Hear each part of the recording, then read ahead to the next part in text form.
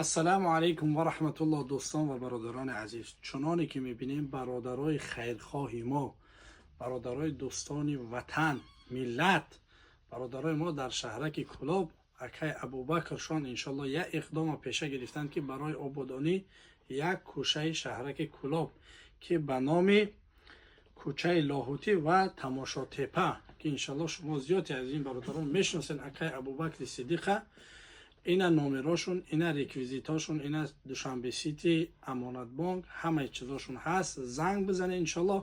امروزی برادرای ما در آبادی با کمک ما و شما نیاز دارن. حرکت کنین، دستگیری کنین برادرها. همین رای مازوره مقصد دستگیری کنین. هر را بود اسفال کنین نه. مردم هم همیشه خدمت کسان. شما فقط دستگیری کنین. انشالله استنشام میکنین. چنده که میتونین از برای الله برای برادرای ما دستگیری کنین، صدقه جاریه است انشاءالله و در ثواب هم خوش شوید و در آبادی یک گوشه از وطن ما. باقی در حفظ امان الله باشین. الله یار و مددگارتون.